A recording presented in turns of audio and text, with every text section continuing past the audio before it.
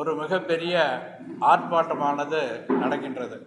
தொடர்ந்து பல ஆண்டுகளாக தீபம் ஏற்றணும் அப்படி தொடர்ந்து போராடிட்டு இருக்கோம். 1996 அந்த ஆண்டில் உயர்நீதிமன்றமானது மேலே தீபம் ஏற்றணும் அப்படி தீர்ப்பு சொல்லியிருக்காங்க. நம்ம தொடர்ந்து அதுக்காக போராட்டம் பண்ணிட்டு இருக்கோம். இது வரைக்கும் அறநிலைத்துறையும் அரசாங்கம் நமக்கு அனுமதி மறுக்கப்பட்டு தொடர்ந்து கைது செஞ்சிட்டு இருக்காங்க. இந்த ஆண்டு அனுமதி கொடுக்கணும், மேலே தீபம் ஏற்றணும், கோர்ட்டினுடைய தீர்ப்பை மதிக்கணும் அப்படி சொல்லி முருக பக்தர்கள்லாம் ஒரு அழைப்புதல் விடுகின்றோம். கிட்டத்தட்ட 1,00,000 பேர் வருவாங்க அப்படி நாம் எதிர்பார்க்கின்றோம்.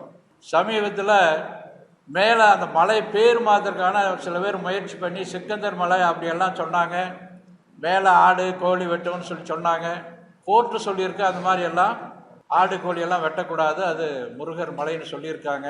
இந்த கோர்ட்டு தீர்ப்புக்கு இந்த அரசாங்கமும் அறநிலைத்துறையும் மதிப்பு மரியாதை கொடுக்கணும் அப்படி நாம் சொல்லியிருக்கோம்.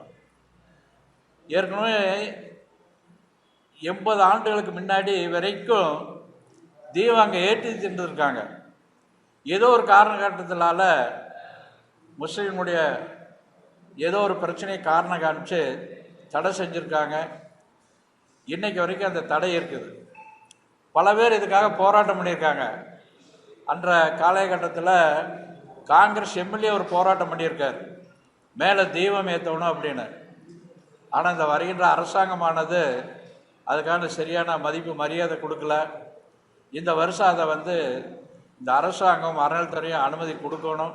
மக்களை திரட்டி நீண்ட ஒரு பெரிய போராட்டம் தொடர்ந்து பண்ண வேண்டிய சூழ்நிலையை இந்த அரசாங்கம் ஏற்படுத்த வேண்டாம்னு எதிர்ப்பு சார்பில் வேண்டுகிறோம்.